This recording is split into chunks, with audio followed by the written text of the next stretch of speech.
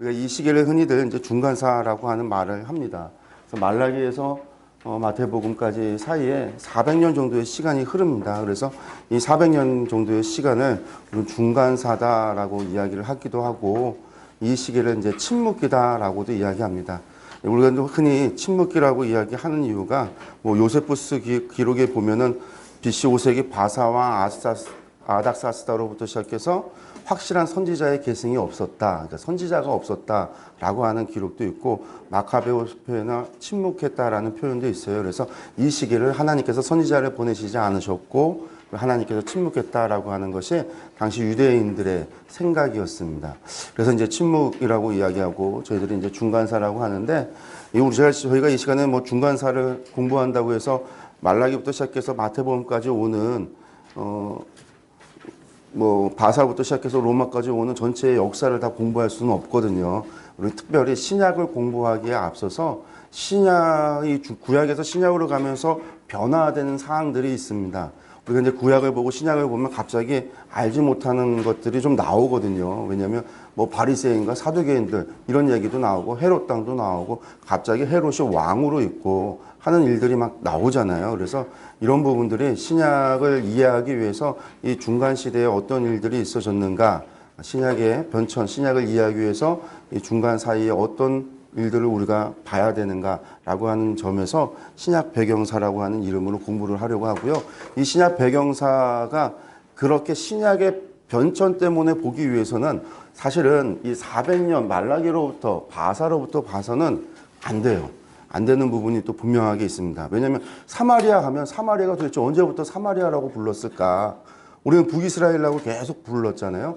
북이스라엘이라고 불렀고 사마리아는 그저 북이스라엘의 수도, 오므리가 돈을 주고 사서 그곳에 성을 짓고 나서 오므리 왕조에 의해서 그것이 사마리아, 북이스라엘의 수도가 된 이후로 그저 그곳은 수도의 역할이었지 그 지역을 이야기하는 것이 아닌데 왜 사마리아고 불렀을까? 그럼 이 사마리아는 언제부터 사마리아라고 했을까? 누가 했을까? 이런 것들도 우리가 좀 신약 배경사의 입장에서 봐야 되기 때문에 저희들이 어디서부터 볼 거냐면요. 아수르 시대부터 다시 좀 보려고 합니다. 왜? 북이스라엘이 아수르에 의해서 멸망당했으니까요. 그래서 그때 멸망으로 말미암아 바뀌어진 것들이 있는데 저희들이 구약 공부할 때는 별로 그것을 터치하지 않고 갑니다. 왜냐하면 북이스라엘 멸망하고 나서는 그냥 바로 유다로 가서 유다의 이야기를 계속 왔으니까요. 그래서 그 부분에 있어서 신약과의 관계, 그런 부분에 있어서 어떤 부분이 있었는가, 아수르, 바벨론, 바사 이렇게 다시 좀 거꾸로 올라가서 그 부분들만 저희가 짚고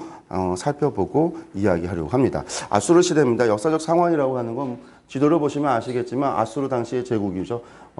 이게 아수르 반입할 때 최고 영토였었는데 이 아수르가 북이스라엘을 멸망하고 났을 때 무슨 일이 이루어지냐면 크게 두 가지 사건이 있습니다. 첫 번째는 뭐냐면 아수르도 이스라엘 사람들을 붙잡아 갔다라는 겁니다. 어디로 가자면 고산과 할라와 니느웨와 앙메다라고 하는 곳까지 북이스라엘 사람들을 붙잡아 갑니다. 그래서 북이스라엘 사람들이 포로가 돼서 잡혀가고 또 무슨 일이 있죠? 북이스라엘 사람들이 잡혀간 다음에 바벨론과 구다와 아수르 지역에 있었던 이방인들을 데려다가 북이스라엘에다가 정착을 시켜요. 그래서 우리는 이 북이스라엘 사람들을 전부 다 이방인과의 혼합이라고 생각을 합니다. 요세푸스 글에 이 사마리아 사람들을 아예 어떻게 표현하고 있냐면 구다인이다라고 표현을 해요. 왜 구다인이냐? 구다에서 이주해 온 사람들이다. 그래서 북이스라엘 사람들을 자신들의 형제로 아예 보질 않습니다. 유다인들이. 그래서 유다인들이 사마리아인들을 갖다가 경멸해서 부를 때 구다인이라고 불렀어요. 사마리아인이라고 부르지 않고요. 그런데 우리가 알아야 되는 건요. 그곳에 있는 정복을 했다고 해서 그곳에 있는 모든 사람들을 전부 다 포로로 잡아갈 수 있을까요? 없을까요? 있어요? 없어요. 학자들은 이렇게 이야기합니다. 당시에 포로로 잡아가는 건 전체 인구의 한 2% 정도를 잡아갔다. 포로로 잡아갔다. 그런 이야기를 합니다. 어떤 사람들이 주로 잡아갈까요? 왕족들, 귀족들, 제사장들, 기술인들, 지식인들. 뭔가 뭐 포로로 노예로 잡아갈 사람들도 잡아가지만 사실상 그 지역에 있는 많은 기술인들과 지식인들이나 그런 사람들을 잡아가요. 우리나라에서 일본이 우리나라 침략했을 때 우리나라에서 많은 기술인들을 잡아가서 임진왜란 때 우리나라의 많은 기술 도공들이 일본으로 건너가서 일본의 기술이 발달되어지고 우리나라의 문명이 기술이 일본으로 이전되어지는 그런 것들이 있다라는 것도 우리가 역사를 배우면서 아시잖아요. 이것처럼 당시에 그런 사람들이 잡아갑니다. 그럼 잡아가면 아수르가 잡아올 때는 또 이주를 시킬 때는요, 누구를 이주시킬까요? 그런 사람들을 이주를 시키는 거예요. 왜? 그런 지배계층에 있는 사람들이 가야 여기는 무엇이 일어나지 않을까요? 반란이 일어나지 않기 때문에요. 반란을 일으키지 않기 위한 가장 좋은 방법은요, 잘 모르는 사람들, 농사나 짓고 그냥 양이나 치는 사람들, 글자도 모르고 잘 모르는 사람들은 잡아갈 필요가 없어요. 그냥 그곳에서 농사 짓고 거기서 뭘 거두면 될까요? 세금만 거두면 돼요.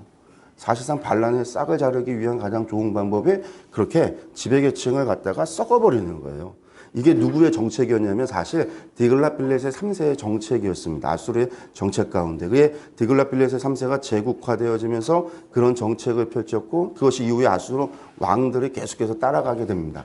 그런데 이렇게 옮겨가니까 이곳에 온 사람들도 한 2%가 왔다라고 치면은요. 지배계층은 구다인, 바벨론인, 이방 사람들이요. 밑에 대부분의 이스라엘 사람들은요, 누구일까요?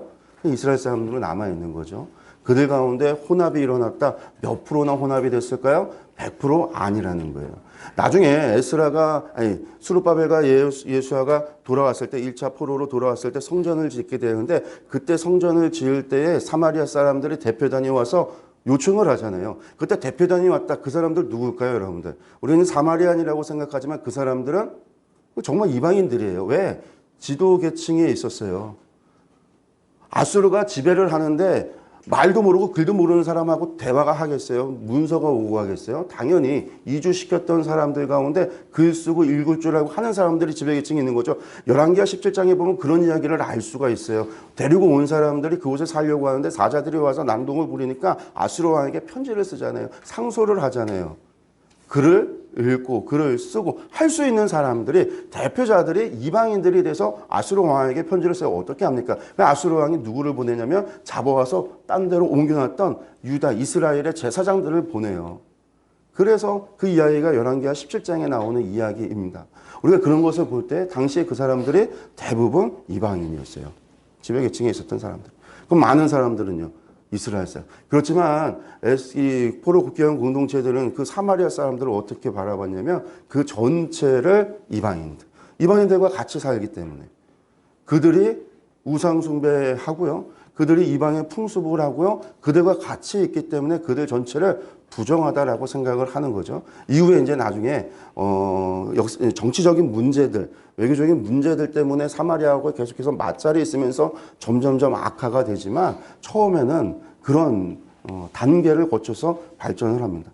그리고 이 북이스라엘이 사마리아로 언제 발전되냐면 아수르예요. 이게 아수르가 당시에 정복했던 지역을 행정구역으로 나눴던 건데 여기 보시면 유다나 에돔과 모압과 암몬 같은 경우는요 그대로 가져갔어요. 그런데 여기 보시면 사마리아라고 해서 요 에브라임 산지 지역이죠. 유다 산지, 에브라임 산지, 갈릴리 산지로 가는 이 레반트 지역의 이 지형 가운데 에브라임 산지 지역을 사마리아라고 행정구역으로 정합니다. 지정을 해요, 아수르가. 이때부터 이 지역이 사마리아입니다. 갈릴리 지역은 어떻게 지정을 하냐면요, 무깃도라고 지정을 해요, 무깃도. 그래서 이것이 사마리아와 무깃도로 나눠진 게 아수르에서 이루어진 겁니다. 그리고 아수르는 블레셋 지역을요, 아스돗이라고 해요. 그러니까 행정을 지을 때 어떻게 했어요? 그때 가장 중심이 되거나 가장 중요한 도시의 이름을 따서 구역을 지은 거예요.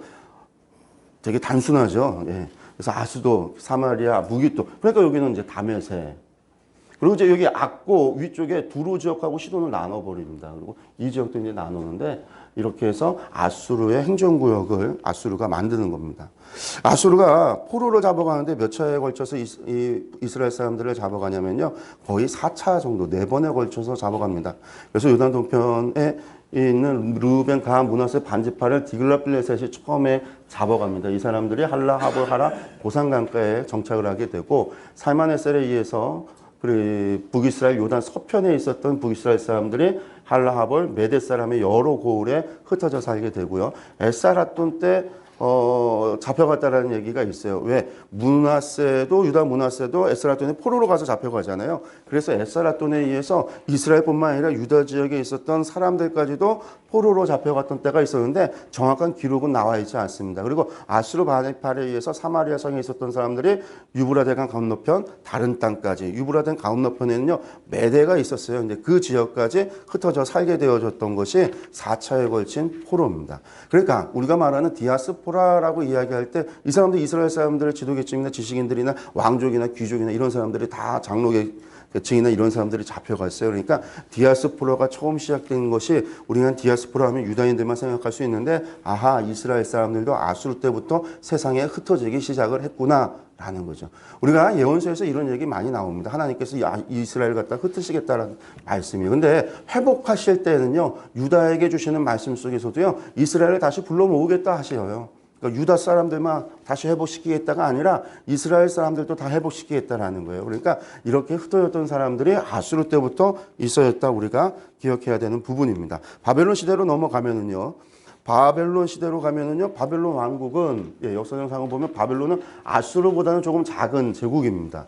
역사도 짧아요. 100년이 채 못 되는 역사를 가진 게 바벨론 제국이었습니다. 그래서 바벨론 강가, 유브라데 티그리스 강과 레반트하고 요 아라비아 북부 지역, 요 지역을 정복했던 부분이 바벨론인데, 바벨론이 중요한 것은 이때에 예루살렘이 멸망했기 때문에 성경 전체에서 구약과 신약에서 예루살렘, 하나님의 성전을 무너뜨렸다.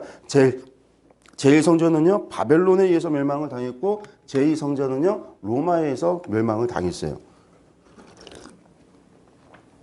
그래서 바벨론과 로마가 가지고 있는 유사성이 있습니다. 바로 성전을 멸망시켰다. 그래서 신약에서는 로마를 가리킬 때, 상징할 때 바벨론이라고 하는 말 표현을 합니다. 요한계시록에서. 로마를 직접적으로 언급할 수 없기 때문에 바벨론이다, 뭐 이렇게 이야기하게 되는데 전부 다 성전을 멸망시킨 공통점을 가지고 있기 때문입니다.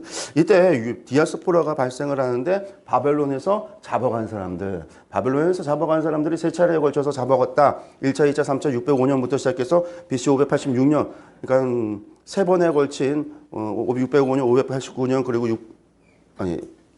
598년, 586년에 걸쳐서 세 차례에 걸쳐서 잡혀갔다. 1차 때 다니엘과 왕족과 귀족들이 잡혀갔고, 2차 때 에스라와 함께 제사장 계열이나 지식인들, 기술인들이 잡혀갔고, 마지막으로 3차 때 시드기야뿐만이 아니라 대부분의 당시의 귀족이나 모든 지식인들이 잡혀가는 것이 세 차례에 걸친 포로다라고 얘기되어지고 있는데, 예레미야에서 나오는 포로 잡혀가는 이야기, 마지막에 기록되어져 있는 52장에 기록되어져 있는 기록을 보면은요, 연대가 맞지 않아요. 그 세 차례하고요. 그 얘기는 실제로 잡혀갔던 가장 주도적으로 정복하고 잡아간 기록이 1차, 2차, 3차가 605년, 598년, 586년인 거고, 예레미야에서 기록하고 있는 것은 그때만 한 번 잡아가고 끝나간 게 아니라 포로 이송이 여러 차례에 의해서 지속적으로 되어져 갔다라는 거예요. 근데 그렇게 잡아가도 여기 있는 사람들 싹 잡아간 게 아니라 탈탈 털어서 다 데려간 게 아니라 지도계층에 있는 사람들을 잡아가는, 몇 프로요? 한 2% 정도. 나머지는 그곳에 그대로 사는 그런 이제 이 포로기환이 있어졌는데, 어디로 가냐면요, 바벨론과 그발강가, 우리가 그발강가라고 불리는 이곳으로 가서 바벨론 정착해서 이곳에 살아갑니다. 바벨론에 가서 사는 사람, 우리가 아는 사람 한 명 있어요. 누구죠? 다니엘이에요. 다니엘 바벨론에서 살잖아요. 그발강가에서 사는 사람들 가운데 저희 이름 아는 사람 한 명 분명하게 아는 사람이 있어요. 누구냐면 에스겔이죠. 에스겔. 예, 에스겔. 그리고 우리가 이제 들었잖아요. 다니엘 때 사드락과 메삭과 아벳느고가 그발강가 이 지역의 지방 행정관이 됐다. 그럼 네 사람 아는 거예요.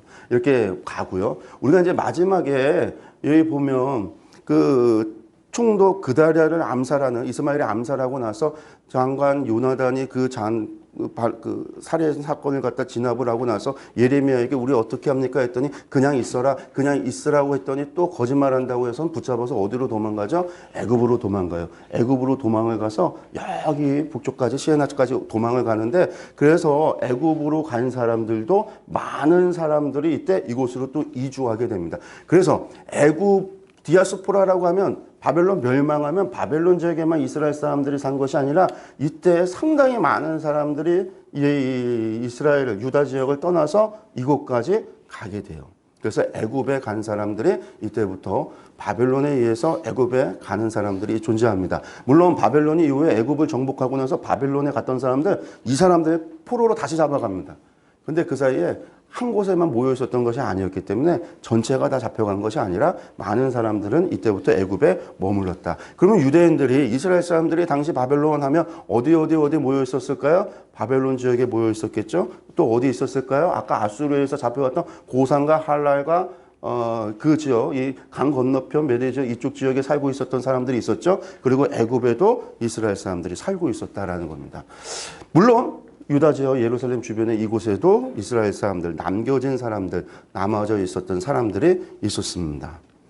민족 분포를 보면 1차, 2차, 3차에 걸쳐서 4차 애굽, 이게 이제 우리가 흔히 말하는 그 이야기들입니다. 그래서 다니엘, 에스겔, 그리고 시드기야 백성들, 그리고 우리가 정확하게 알 수 없지만 예레미야가 가서, 그래서 애굽에 가면 예레미야의 가묘라고 하는 것이 있죠. 그래서 진짜 묘는 아닌데 가짜 묘죠. 근데 예레미야가 여기서 죽었을 것이다 라고 추정하는 가묘가 있습니다.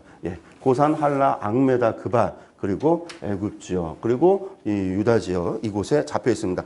그러면 이때 잡아갈 때요, 바벨론, 유다에서 잡혀간 사람들, 바벨론에 잡혀간 사람들 가운데는요, 어느 지파 사람들이 있을까요? 우리가 상상해 볼 때 분명하게 알 수 있는 사람들은 누구냐면 유다 지파 사람들 잡혀갔겠죠. 그리고 유다 왕국에는요, 유다 왕국은 어느 지파의 연맹체였죠? 같이 됐냐면 유다와 베냐민이었잖아요. 그러니까 유다 지파와 베냐민 지파 또 있습니다. 누가 잡혀갔을까요? 여로보암의 종교 정책 때문에 누가 유다로 망명을 해서 피난을 오냐면 북이스라엘에 있었던 모든 레위인들이 망명을 해서 유다로 넘어옵니다. 그래서 레위 지파, 왜 레위 지파는 각 도성 그 지파별로 성을 갖다가 기업을 받아서 레위 성에 머물러 살았잖아요. 그 머물러 살던 그 사람들, 우리가 지도를 나중에 여러분들이 이제 여호수아서를 보고 그 말씀을 이렇게 보면은요, 레위 지파가 분배됐던 성들을 보면 제사장들은 전부 다 예루살렘 주변, 유다와 베냐민 지역의 제사장들이 성을 기업으로 받았고, 아론의 후손들은요, 그리고 나머지 사람들은 북이스라엘 전체에 흩어져 있었어요. 그런데 그러니까 남북으로 나눴을 때 제사장들은 당연히 유다 쪽에 붙어 있었는데 레위인들이 문제였거든요. 근데 여로보암이 가짜 종교를 만들고 가짜 제사장들을 세우다 보니까, 일반인들로 제사장 세우다 보니까 레위인들의 반발이 있었고 레위인들이 전부 다 망명을 해와요. 그래서 유다 왕국에는요, 유다 지파, 베냐민 지파, 레위 지파가 있게 되는 거예요. 그리고 또 하나, 유다 지파 남쪽에 누가 있어요? 브엘세바에 시므온 지파가 있었잖아요. 초기까지는 시므온 지파가 북이스라엘 편이었어요. 이스라엘에 속해 있었지만 어느 순간 시므온은요, 유다의 영향, 위쪽하고 교류를 하고 싶어도 유다를 벗어나려면 돌아가야 돼요. 에돔, 모압, 암몬 거쳐서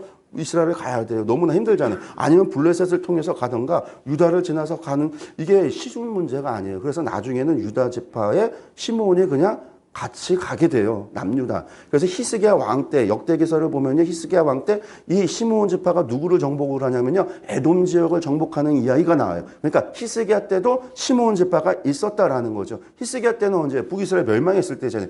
그러니까 남유다, 바벨론이 포로로 잡아갔을 때만 해도 분명하게 알 수 있는 것은 유다 지파, 베냐민 지파, 레위 지파, 시므온 지파라고 하는 4개 지파가 유다 왕국을 구성하고 있었구나라는 걸 알 수 있는데, 이것 플러스 북이스라엘이 멸망할 때 수많은 이스라엘 사람들이 또 유다로 망명, 피신하는 와요.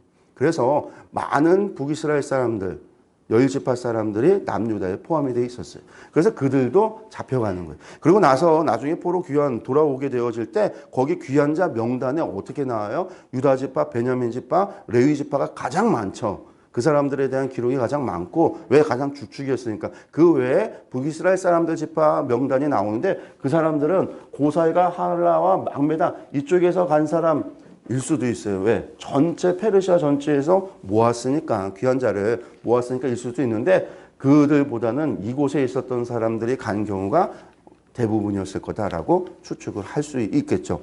저희들이 그렇게 북이스라엘 사람들도 잡혀갔었던 거다라고 생각해 볼 수 있습니다.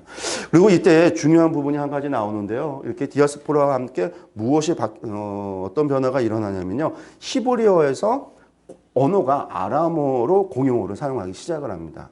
근데 재밌는 거는요, 히브리어하고 아람어하고요. 이게 아람어인데요. 아람어가 지금의 이제 아라비아 언어의 모태가 되는 건데 지금의 언어하고 좀 다르죠. 근데 이게 히브리어하고 아람어하고 형제 언어예요. 같은. 그래서 솔로몬 시대 이전 사사시기 때 나오는 뭐 이야기들 보면요. 이게 이제 실로암 비문에 기록되어져 있는 것들인데 히스기야 당시 거예요. 히스기야 당시 건데 이 히스기야 당시 실로암의 비문에 아람어로 기록되어져 있었는데 알파벳 철자가 히브리어나 아람어나 거의 비슷해요. 사용되는 단어가. 왜 같은 단어 철자를 사용했기 때문에. 이게 나중에 바벨론 포로 거쳐가면서 분리되고 히브리 사람들이 자신들만의 철자를 만들어가서 지금의 히브리어로 나오는 것은 나중에 있어지는 일들입니다.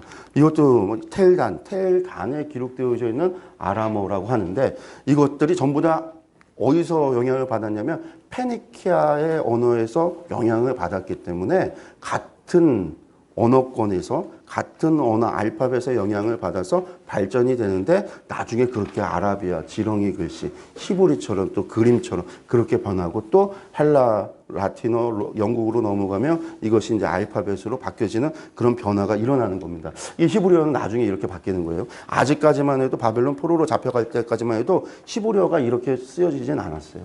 알파벳이 이런 알파벳은 아니었어요. 그런데 어쨌든 그들이 언어적으로 히브리어를 쓰다가 아수르가 제국화되어지면서 아람어가 공용어가 되면서 전체적으로 아람어를 사용하기 시작을 하게 되는 겁니다. 언어적인 변화가 있습니다. 종교적인 변화가 있습니다. 성전이 멸망했습니다. 성전 멸망하니까 성전 제사가 금지가 되는 거죠. 못하게 되는 거예요. 중지가 된 겁니다. 그런데 성전 제사는 언제부터 성전에서만 제사를 드리게 됐나요?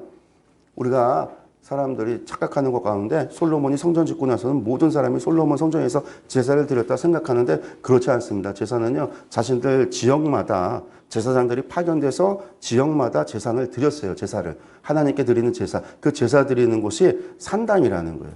우리가 번역을 산당이라고 했지만 히브리어로 산당이라고 하는 것은요, 언덕을 얘기해요. 언덕.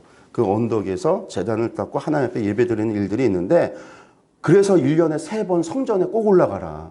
그 3번만은 너희가 니들 마을에서 예배 지방교회에서 한마디로 지방교회에서 예배 드리다가 1년에 3번은 함께 모여서 예배 드리는데 성전 가서 본교회에서 예배 드리자. 뭐 그런 거예요. 그런 의미. 그래서 3번 올라가라는 얘기인데 요시아의 종교개혁 때 모든 지방교회를 없애요. 지방산당을 없애요.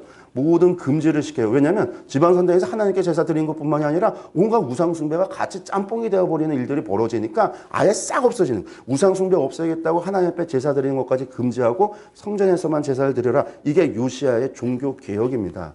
이게 어떤 부분에 있어서는 종교의 순수성을 지키기 위한 아주 좋은 시도였지만 결과적으로는 개악이 돼버렸어요. 왜냐하면 지방에서 제사를 더 이상 못 드리게 되어지면서 사람들이 제사를 잘 못 드려요.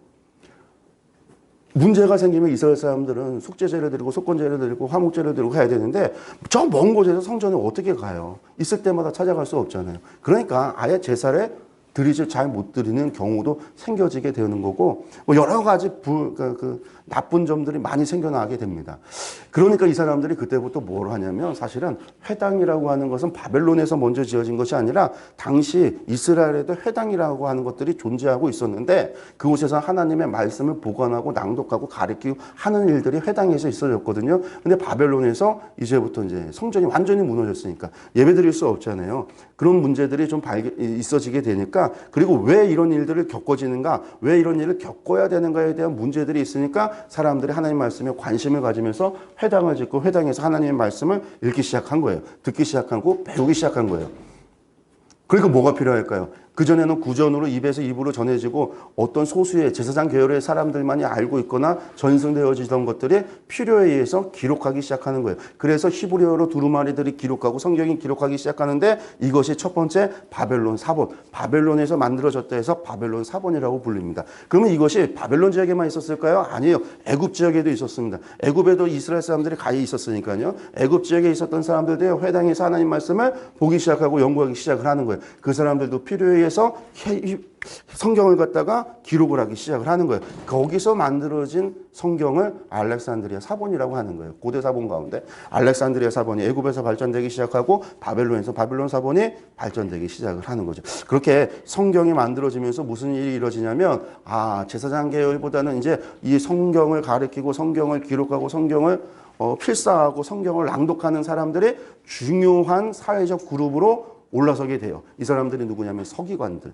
제사장과 레위인들 가운데 언어를 잘 아는 사람들, 공부한 사람, 이런 사람들이 올라서기 시작을 하는 거예요. 그래서 서기관 계열이 그 이전에도 서기관이라고 하는 것들은 존재했지만 이때부터 서기관은 누구냐면 성경을 필사하는 사람들, 성경을 낭독하는 사람들. 왜 낭독하는 사람이 필요하냐면 언어를 아는 건 어떤 거냐면 히브리어는요 모음 부호가 없었으니까 모음 부호가 만들어지는 건 마스로 때 이어지는 거고 마스로 아파에서 만들어지는 거고 고대 히브리어에서는요 모음이 없어요. 자음만 있어요. 그러니 자음을 어떻게 읽느냐에 따라서 다르게 읽을 수가 있거든요. 성경 하나를 쓰면은요 그 성경 하나를 어떻게 읽을 것인가를 전부 다 암송을 해서 전문 낭독자가 있었어요.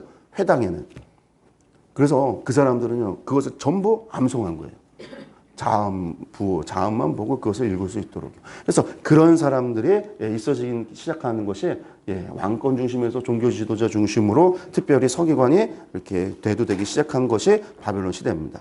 그리고 이제 바사 시대 되면 저희들이 알다시피요. 명령에 의해서 돌아갑니다. 돌아가면서 무엇이 지어지죠? 제2성전이 지어집니다. 그래서 우리가 이제 제1성전 시대 하면 10세기부터 시작해서 솔로몬도 시작해서 586년까지 6세기까지의 그 400년을 제1성전 시대라고 이야기하고 제2성전 시대라고 하면 수르바벨에서 성전이 새롭게 지어지고 나서 AD 70년에 로마에 의해서 멸망당할 때까지를 제2성전 시대라고 그래요. 헤롯이 지은 성전이 있는데요. 제3성전. 그런데 유대인들은 헤롯이 지은 것은요. 성전을 증축한 게 아니에요. 성전 주변에, 성전 앞에 창고 더 만들고 성전 주변에 회랑을 크게 만들어서 성전 부지를 넓혀서 큰 회랑을 만들고 해서 증축을 한 거지 수르바벨의 성전을 뭐 부수고 새로 짓는 재건축을 한 게 아니었기 때문에 70년까지 존재하는 성전을 제2성전이라고 해서 시대를 구분할 때 제1성전 시대, 제2성전 시대라고 부릅니다. 그러니까 제2성전 시대는요. 페르시아 때부터 시작을 했습니다. 포로기한 공동체에서 이루어졌고요. 이들이 돌아오고 났을 때 바사이에서 행정구역이 바뀝니다. 어떻게 바뀌냐면요. 이때 이미 이 유대 사람들이 많은 사람이 애굽으로 도망갔죠. 여기 잡혀갔죠. 많은 사람들이 예루살렘 멸망하고 미스바를 중심으로 해서 살아갈 때 에돔 사람들이 이 남쪽에 세일산에 살던 에돔 사람들이요. 부엘세바를 정복을 해서 올라와요. 그래서 에돔 사람이 남쪽 네게부하고 부엘세바 지역에 있었던 시므온 지파가 예전에 기업으로 물려받았던 땅과 유다 남쪽 지역을 차지하고 에돔 사람들이 옮겨 살게 됩니다. 그때 이쪽 지역은요, 또 에돔이 옮겨가니까 아라비아에 있었던 사람들이 아라비아의 유목민들이 올라와서 에돔 지역을 정복해요. 이 사람들이 누구냐면요. 나바테아인들입니다. 나바테. 우리가 이제 성지순례 가면 페트라라고 하는 것을 보게 되는데 이 페트라를 자꾸만 에돔이 만들었다라고 착각하는 분들이 있어서 한국에 와서 페트라는 에돔이다라고 이야기하는데 그 페트라를 만든 거는 에돔이 아니라 여기서 유목민들, 아라비아 유목민들이 왔던 나바테아인들이 만든 게 페트라예요. 나바테아 왕국의 무덤이에요. 왕가 무덤이 페트라예요. 그래서 나바테아인들이 오고 에돔이 갔는데 이름을 바꿔요. 에돔을 이두메로 이름을 바꾸고요. 유다를 예후드로 이름을 바꿔요. 그리고 이 지역이 이제 무기토까지 올라가는 요 지역까지 그래서 에브라임 산지하고 이스라엘 평원 지역을 합쳐서 사마리아다라고 이야기하고요. 이스라엘 평원에서 갈릴리 북부 지역까지 해서 이 지역을 무기토에서 갈릴리로 행정명을 바꾸는 게 페르시아예요. 그래서 이때부터 사실상 이두메, 유다, 사마리아, 갈릴리로 가는 거는 페르시아에 의해서 행정명이 바뀌고 나서부터다라고 우리가 생각하면 됩니다. 오른쪽에 모압, 토비아, 길르앗, 가르나임 이렇게 가는 거. 여기서 여기가 다메섹, 가르나임, 하우란이라고 이름을 지은 것도 전부 다 페르시아입니다. 그리고 이쪽 지역은 전부 다 시돈, 앞쪽 이 블레셋 지역, 이 지역만 블레셋 평원 지역이 아스돗 이렇게 행정구역을 바꿉니다. 특별히 유다를 보면요, 유다가 머물러 살았던 지역이 이 지역이에요. 유다 사람들 정착해서 돌아와서 살았던 사람들이 유다 지역. 그러니까 헤브론 남쪽으로 내려가지 못했고요. 유다 지역하고 소라, 그러니까 셰펠라 지역 밑으로 내려가지 못했고 요단 지구대, 요단강까지 해서 요 지역에 베냐민 지파 지역 그리고 유다 북부 지역, 요 지역이 당시 귀환 공동체가 살았던 지역입니다. 그럼 페르시아 때 어디에 유다인들이 살았는가? 이때 돌아온 사람들이 유다인들이 살았고요. 애굽의 전역에 유다인들이 흩어져 살았고요. 그리고 바벨론과 함께 페르시아 지역에 아직도 많은 수의 유다인들이 살았습니다. 그리고 이제 북쪽에 사마리아인들이라고 하는 사람들이 살았습니다. 헬라로 넘어가겠습니다. 헬라 시대로 넘어가면 헬라 하면 우리가 잘 알아야 되는 게 헬라에 대해서 우리가 공부할 때는 한 네 가지를 먼저 알아야 돼요. 먼저 알렉산더 시대, 알렉산더 대왕 시대를 짧죠. 그 짧은 시기에 무슨 일이 있었는가를 알아야 되고요. 두 번째, 알렉산더가 죽은 다음에 그의 부하 장수들에 의해서 제국이 나눠지고 전쟁들이 일어나는데 알렉산더의 후계자들이라고 하는 사람들, 그 사람들의 시대를 디아도코의 시대다라고 이야기를 하고요. 그리고 디아도코의 시대가 끝나고 나서 장군들의 2세대죠. 그 알렉산더의 직접적인 부하가 아니라 부하 장군의 자식들이 왕조를 만들어요. 그래서 그 왕조를 만들어서 그 왕조 간에 전쟁이 일어나는 시기를 에피고노의 시대다라고 이야기를 합니다. 그 에피고노의 가운데 우리가 아는 프톨레마이오스, 셀레우코스가 있는 거예요. 그래서 우리가 알렉산더 헬라 시대를 나눌 때는 이렇게 알렉산더 시대, 디아도코 시대, 에피고노의 시대라고 나누고 그 가운데 에피고노의 가운데서도 프톨레마이오스가 남부 시리아 유다를 정복하고 있었을 때 지배하고 있었을 시대, 그리고 셀레우코스가 유다를 지배하고 있었을 시대, 이렇게 해서 한 5가지 정도로 헬라를 시기를 우리가 봐야 되는데 이때 봐야 되는 이유는 이 시기에 많은 문제들이 실제로 일어나기 때문에 그렇습니다.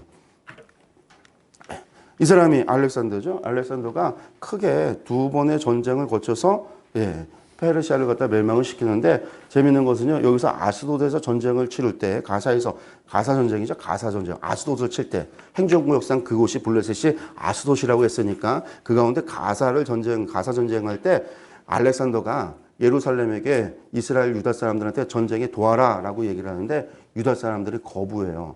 근데 이때 누가 가서 돕냐면요. 사마리아 사람들이 알렉산더를 도와요.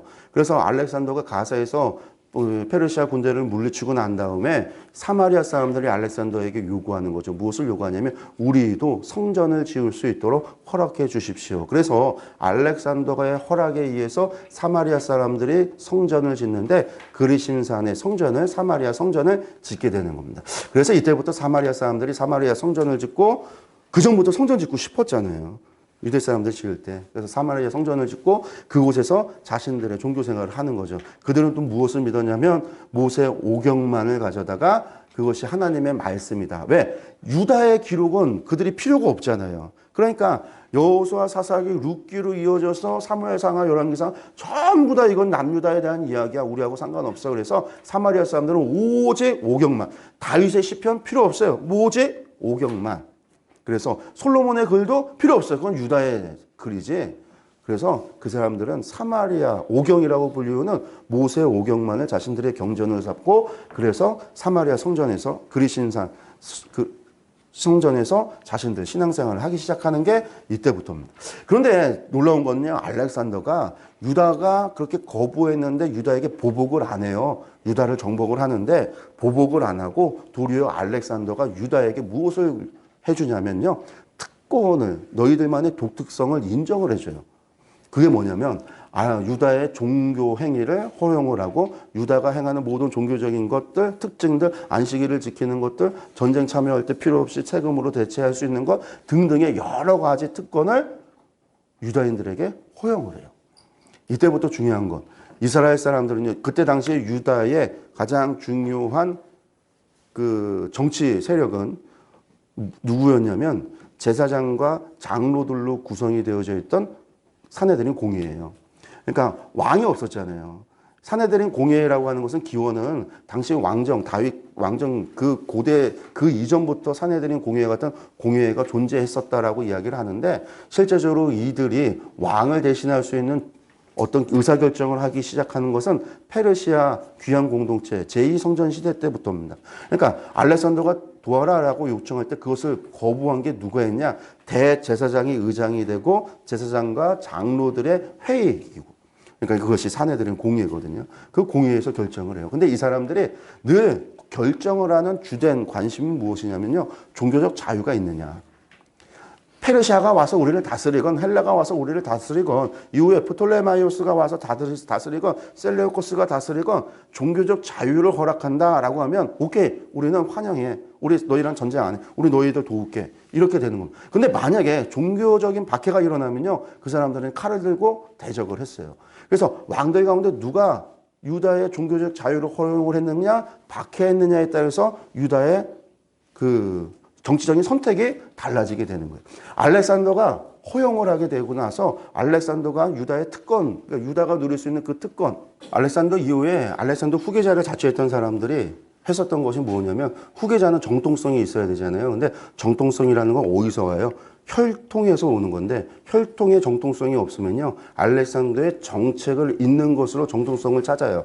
그래서 고레스 왕이 사후에 다리오 히스타페스가 왕이 됐을 때도 고레스의 정책을 이어서, 물론 고레스의 딸하고 캄비세스의 딸, 고레스의 딸하고 결혼을 해서 그렇게 찾아가긴 하지만 어쨌든 고레스의 정책을 이어서 정통성을 가져가는 거거든요. 이처럼 이 알렉산더 사후의 모든 후계자들은요, 정통성을 알렉산더의 그 정책을 반영을 해요. 그러니까 유다에게 계속해서 무엇을 주냐면요, 특권을 허락을 해요. 사마리아가 볼 때요, 유대인들이 누리는 특권이 너무 좋은 거예요. 그러니까 우리는 저들하고 똑같다. 우리도 성전, 우리도 경전, 모세오경, 토라를 우리 경전으로 하고 있고 우리 똑같다. 이렇게 주장을 하는 거죠. 유다인들 보기 좋겠어요? 안 좋겠어요? 보기 싫죠. 저것도 이방인들 자신들 눈에는 구다인인데 우리가 똑같다고 자꾸 주장하니까. 그러면서 이권을 찾아가요. 특권을 찾아먹을. 그런데 유다인들의 종교적 이유 때문에 박해당하기 시작하면요, 사마리아는요 싹 돌려요. 우린 저들과 다르다. 봐라, 우리 성전도 다르고 우린 사마리아 오경이지 모세 오경 아니다. 내용은 똑같은데 뭐 이렇게 가면서 우리는 다르다라는 거예요. 그래서 철저히 분리를 해요. 이게 사마리아가 하기 시작했던 행위들입니다. 그러니까 유다 사람들이 볼 때 사마리아가 배기 싫은 거죠. 그런 문제들이 차츰차츰 발전이 돼 갑니다. 그런 것들이 이제 이 알렉산더 제국 때 이루어지고요. 또 하나, 알렉산더가 이렇게 헬라 제국을 만든 다음에 했었던 것이 무엇이냐면, 그리스 헬라 문화에 아주 심취했던 사람이잖아요. 그래서 모든 지역을 갖다가 헬라화 시키겠다라고 하는 게 그 사람의 소망이었어요. 그래서 가는 곳마다 헬라식 문화를 전파하죠. 그래서 이때부터 유다에 무슨 일이 일어나냐면요, 헬라화 바람이 부는 거예요. 헬라화. 우리도 헬라 문명을 좀 받아들이자, 헬라를 따라가자, 이런 일들이 시작되는 게 알렉산더 헬라 제국부터다라고 생각을 하시면 되겠습니다. 그래서 넘어가면요, 디아도코의 시대라고 하는 거 아주 복잡해요. 우리는 그냥 알렉산더 사후에 나라가 4개로 나눠졌다, 이 정도만 알고 있어요. 리시마쿠스, 카산더, 그리고 셀레우코스, 프톨레마이오스, 이렇게 4개 나라 정도만 우리가 알고 있는데 그게 아니라 이렇게 많이 바벨론, 그리스, 아시아, 에고, 레반트, 메디아 동쪽 지역 이렇게 나눠져서 이 사람들이 후계자를 자처하면서 서로 지지고 볶고 싸웠구나라는 겁니다. 얼마나 많이 싸웠냐면요, 큰 전쟁이 1차, 2차, 3차, 4차, 5차에 걸쳐서 전쟁이 이어지는데, 이 전쟁들 가운데 유다가 직접적인 관계를 맺고 있는 전쟁이 남부 시리아 전쟁이라고 하는 1차와 3차예요.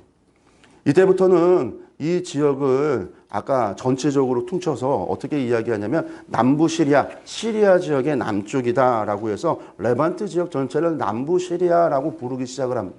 그래서 이 지역이 전쟁이 되는데 누구와 싸우냐면 1차 때 프톨레마이오스하고 라오베돈이라고 하는 사람이 전쟁에 붙습니다. 이때 누가 승리하냐면 프톨레마이오스가 승리해요. 남부 시리아가 프톨레마이오스 1세에 의해서 영향권 아래 있게 되는 겁니다. 두 번째 3차 때 큰 전쟁이 남부 시리아하고 바벨론 지역에서 전쟁이 벌어지는데, 안티고노스하고 프톨레마이오스 1세, 셀레우코스 1세, 리시마코스 이 연합군과 안티고노스 사이에 전쟁이 벌어져요.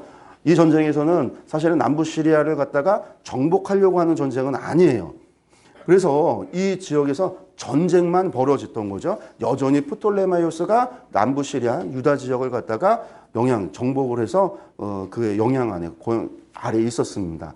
그 말은 뭐냐면, 전쟁이 일어났다라는 얘기는요, 그 안에서 무슨 수많은 일들이 일어났을까요? 약탈이 일어났겠죠. 전쟁의 피해가 일어났을 겁니다. 그리고 이 사내들인에서 누구를 지지하느냐에 따라서 보복도 일어나겠죠. 근데 프톨레마이오스에 계속 있었기 때문에 어쨌든 이렇게 2번에 걸친 전쟁이 있었고요. 그 다음에 전쟁이 디아도코의 시대 때 정리가 되는 게 이렇게 4군데로 정리가 되는 거예요. 마게도니아의 카산드로스, 그리고 터키 지역의 리시마코스, 그리고 아수르하고 바벨론 지역을 전부 다 누가 정복을 하냐면 셀레우코스가 의해서 정복이 돼서 셀레우코스가 가장 많은 땅을 차지하고요. 프톨레마이오스에 의해서 애굽 땅이 정복이 됩니다. 그래서 이렇게 4개의 나라가 분할이 됐고, 이후에 이 장군들이 죽고 나서 2세대 왕조를 이제 이루는 거예요. 셀레우코스 왕조, 프톨레마이오스 왕조인데 이후에 왕조로 바뀌어질 때는 어떻게 바뀌냐면요. 리시마코스하고 카산드로스가 안티오코스에게 정복을 당해서 이렇게 바뀝니다. 안티오코스, 셀레우코스, 프톨레마이오스 이렇게 세 개 나라로 바뀌어요.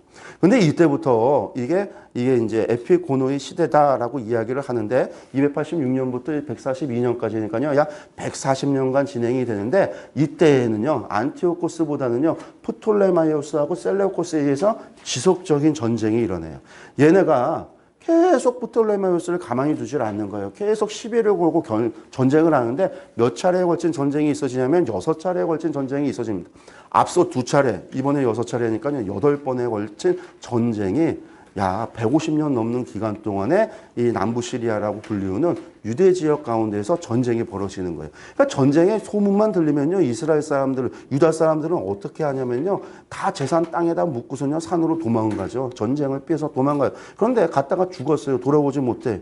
재산은 묻었는데 찾아갈 사람이 아무도 없죠. 그러니까 신약시대 때 무슨 일이 일어나냐면 땅을 팠는데 농사를 짓다가 땅을 팠는데 거기서 숨겨졌던 금은보화가 발견이 돼요. 이것 때문에 싸움이 문제가 터지는 겁니다. 왜? 발견한 사람은 자기 거다 주장을 하고요. 땅 주인은 땅에서 난 모든 것은 땅 주인 거다라는 거예요. 이거 인정 없는 거잖아요, 사실은. 그러니까 이런 문제가 발생하니까 랍비들이 모여갖고 사내들에 인해서 모여갖고 무엇을 만드냐면 법을 하나 만드는데 땅에서 난 모든 것은 소유는 땅 주인의 것이다. 당연하죠. 사내들에는 공유에 있는 사람들이 전부 다 누구예요?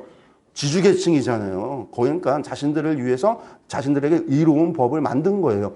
땅에서 난 모든 소유는 자기네 거니까. 그러니까 그것을 발견한 사람들이요, 이야기 안 하죠. 땅에 다시 돌아붙고 어떻게든 그것을 갖다 차지하기 위해서 땅을 갖다가 산다라는 거예요. 그게 예수님께서 말씀하시는 비유의 말씀인데 그런 일들이 이 전쟁 가운데 이루어지는 겁니다. 그러니까 하나님께서 말라기 이후에 이스라엘을 떠나고 나서 너희 하나님, 그렇게 하나님 싫다라고 한다면 내가 돌아서 하나님 침묵하고 나니까 이스라엘 사람들이 얼마나 고통을 당하는가. 150년 가까이 수많은 전쟁의 그 피해를 봤다. 이렇게 이야기하는 게 바로 요 시대 때 이루어졌던 전쟁들 때문입니다.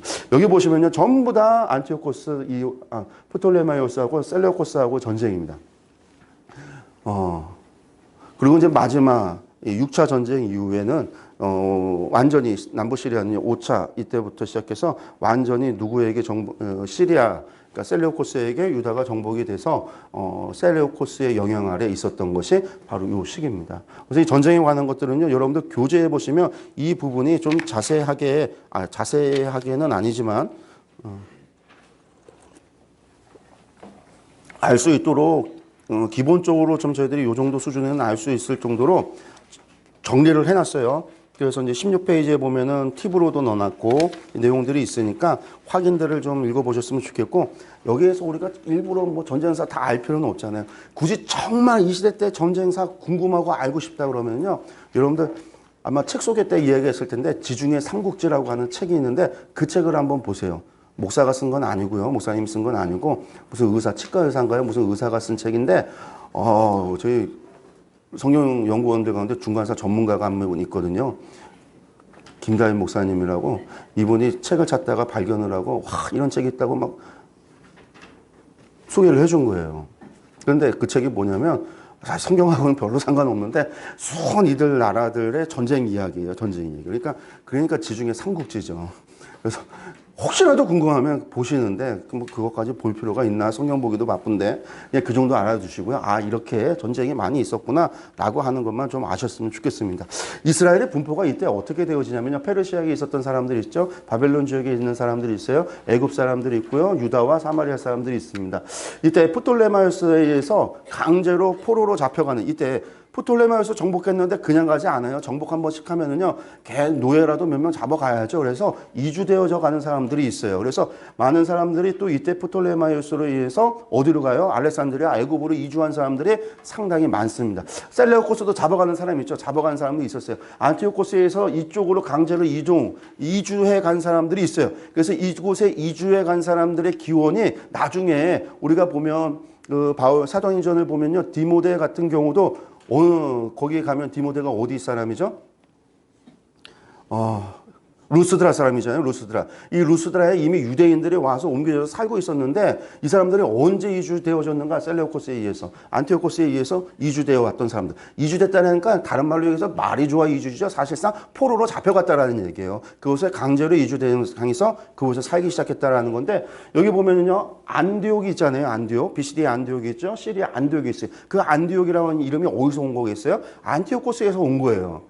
안티오코스의 이름을 따서 안디옥이라는 도시를 짓고요. 거기에 많은 사람, 신도시 지으면요. 거기에 사람이 필요하잖아요. 그러니까 그곳에 강제로 이주하는 일들이 벌어지는데 유대인들도 잡혀가서 이곳에 많은 사람들이 이주해 살기 시작을 해요. 그리고 이것이 언제까지 이어지냐면은 로마 시대까지 계속해서 이어져서 바울 사도가 복음 전도할 때 이 터키 지역을 다니면요. 여기에 유대인들이 매번 회당이 있어요. 남자가 10명이 모이면 회당을 지을 수가 있었습니다. 회당은 짓도록 했어요. 그래서 회당이 있었다. 유대인들이 거기 머물렀다. 언제부터 있었는가? 그 기원이 이때부터 옮겨가기 시작했다라는 거예요. 그리고 이때에 뭐가 이제 언어적으로는 아람어에서 헬라어로 변천이 되죠. 이것도 페니케어 알파벳을 가져다가 기원을 가지고 있는데 헬라어를 사용하기 시작합니다. 그래서 아람어, 헬라어 이런 것들이 당시 공용어로 사용되기 시작하는 것들입니다. 이때에 최초의 번역 성경이 나옵니다. 물론 번역 성경 이전에 바벨론에서 아람어로 일부 번역이 되는 것들이 있어요. 그것들이 뭐냐면 바벨론 탈굼이라고 부르는 것들이에요. 탈굼. 그래서 바벨론 사본도 있지만 탈굼도 바벨론 탈굼이 있어지는데 이것이 아람어로 기록되어져 있는 바벨론 탈굼 이런 것들이 있는데요. 그 전에 성경 전체가 번역이 되는 것은요. 알렉산드리아에서 프톨레마이오스 2세의 명에 의해서 번역이 된 성경이 이 70인 성경, 헬라어로 번역된 성경입니다. 최초에 알렉산드리아 도서관에다가 세상의 모든 책을 갖다가 저장하겠다라는 그 왕의 개인적인 욕구예요. 그 욕구 때문에 책을 모으는데 아무 책이나 놓으면 안 되잖아요. 인류 문명에 가치가 있는 책들을 모으는 거예요. 봤더니 이스라엘 사람들 프톨레마이오스가 유다를 갖다가 정복하고 있는 상황이었으니까 유다에는 어떤 좋은 책이 있는가? 그 책들 가운데 인류 문명의 기준이 좋은 책이라는 것들은요. 첫 번째 책은 전부 다 신전에 있는 책들이에요. 종교서적들이거든요. 봤더니 무엇이 좋은 종교서적 가치가 있느냐 했더니 뭐가 가치가 있어요? 책 중에 책은 토라죠. 토라. 모세오경이에요. 그래서 토라를 최초로 번역을 해서 그 번역한 것이 원래는 72명이 갔는데 72명 장로들에서 썼는데 이것이 이제 나중에 그냥 70인역이라는 별명으로 70인역이 돼요. 그래서 토라가 모세오경이 제일 먼저 번역이 돼서 도서관에 하고요. 그리고 났더니 이스라엘 사람들도 이때 당시에 헬라화되기 시작해서 헬라어를 많이 사용되어지는데 필요에 의해서 뭐가 필요하기 시작하냐면 헬라어로 번역된 성경이 필요하다라는 욕구가 이스라엘 유다 사람들에게도 있어졌던 거예요. 이것이 프톨레마이오스 2세의 욕구와 만나지면서 토라가 번역이 되고 그 이후에 자체적으로 스스로에 의해서 성경을 번역하기 시작을 하는 거예요. 그래서 최초의 구약 성경이 번역이 되는데 약 120년간 한 100년이 넘는 기간 동안에 성경 번역이 이루어집니다. 이때 번역할 때 원본은 뭘까요? 원본. 알렉산드리아 사본. 애굽에 있는 성경이 뭐냐면 알렉산드리아 사본이었으니까 알렉산드리아 사본을 가져다가 최초의 번역을 한 게 70인 성경이. 그래서 예수님 당시에 성경을 보자면 그때 봤던 읽었던 대부분의 성경들 인용되어지는 모든 성경 말씀들은요.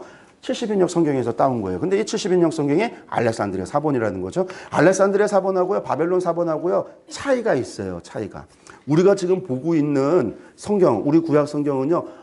마소라 본문에서 왔는데 마소라 본문은 무엇을 따르는 거냐면요. 바벨론 사본을 따르는 거예요. 바벨론 사본을 따라서 만들어진 게 마소라 사본이에요. 왜 그러냐면 유대 사람들이요.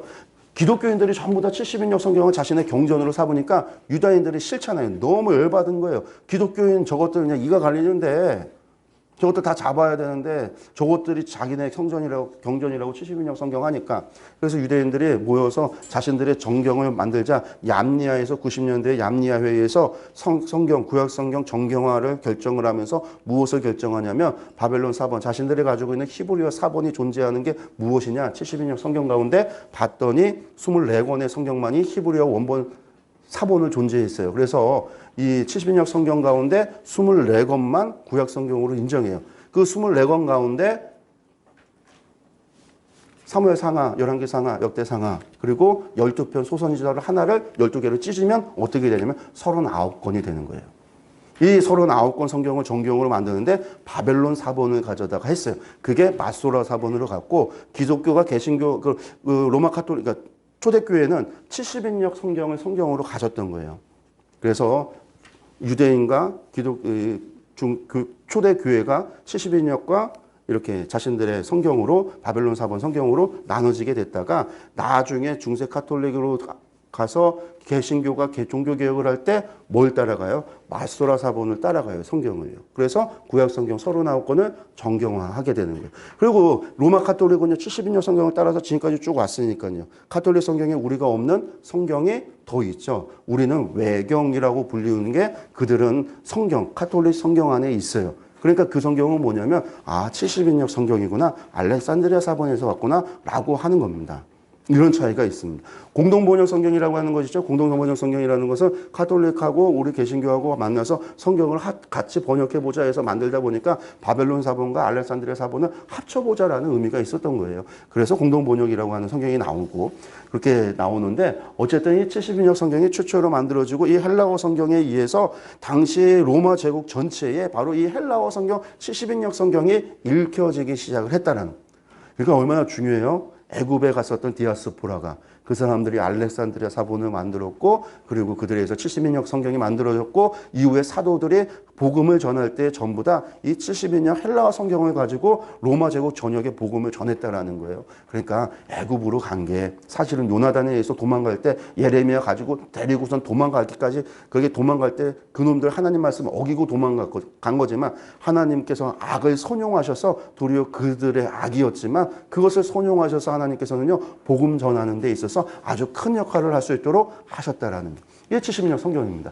그 다음에 중요한 사건들이 쭉 나오는데, 프톨레마우스 왕들, 그러니까 포로 이후의 대제사장들인데요. 이 얘기는 뭐냐면, 이때까지는 유다가 프톨레마우스에 의해서 다 통치를 받았고, 그 다음에 셀레우코스에 의해서 통치를 받았는데, 무슨 일이 발생하냐면요, 시몬이라고 하는 대제사장이 있을 때 큰 문제가 발생을 합니다. 이 사람이 어떻게 돼요? 프톨레마에서 셀레우코스로 바뀌게 되는 전환, 나라가 통치자가 바뀌어지는 그런 시대였는데, 이 시몬 때 무슨 문제가 발생하냐면요, 이때부터 이미 그 전부터 성전에서 장사하는 상점이 있었습니다. 왜 있었을까요?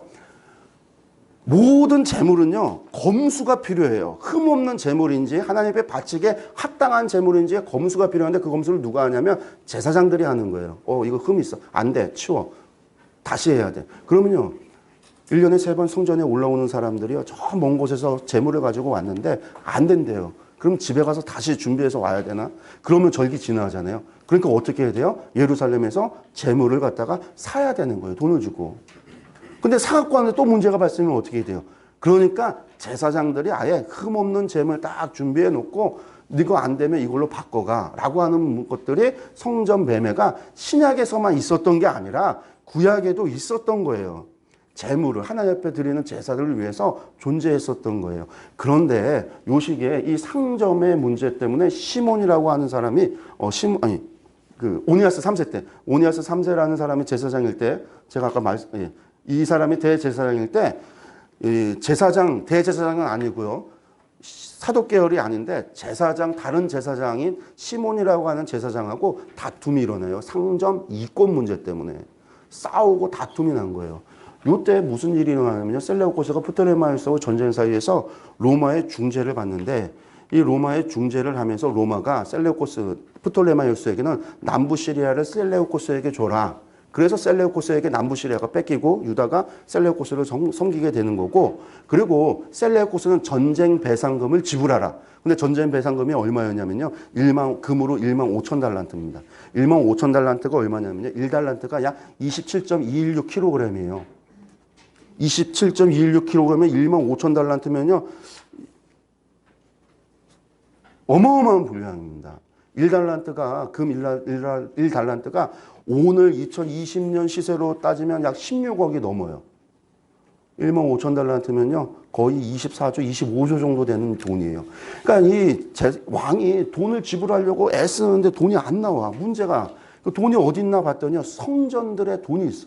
성전에서 돈을 갈취를 하기 시작을 하면서 문제가 발생하는데, 이 오네아스 3세 말고 시몬이라고는 또 다른 제사장이 이 성전 상점 이권 문제 때문에 다투니까 오네아스 3세가 왕에게 가고선 이 문제를 해결해 달라고 안디옥, 시리아 안디옥을 찾아간 사이에 무슨 일이 일어나냐면 동생이었던 야손이, 이 사람이 동생인데 야손이 이 안티오코스 3세가 찾아가고선 무엇을 하냐면요, 뇌물을 바치고 우리 성전에 돈이 많은데 내가 이 돈을 갖다가 왕을 위해서 왕에게 바치겠습니다 한 거예요. 그러니까 돈 필요한데 돈 준다니까 싫어할 사람이 어디 있어요. 오케이, 그래, 네가 대제사장 돼. 그래서 야손이라고 하는 동생이 대제사장이 됩니다. 그리고 야손이 이때부터 뭘 하냐면요, 헬라화에 앞장서요.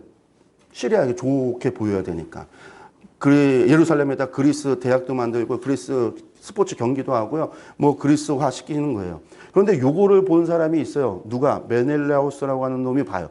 요 놈은 누구냐면요, 비느하스의 계열, 사독 계열이 아닙니다. 그러니까 정통 대제사장이 될 수 없는 사람이에요. 그리고 오니아스 3세하고 싸웠던 그 사람의 동생인데 요 놈이 보고선 야손이 메넬레우스에게 황제에게 돈 갖다 바치라고 하니까 메넬레우스가 가갖고 돈을 바치면서 황제여, 제가 여기에 플러스 은 300달러한테 더 드릴게요.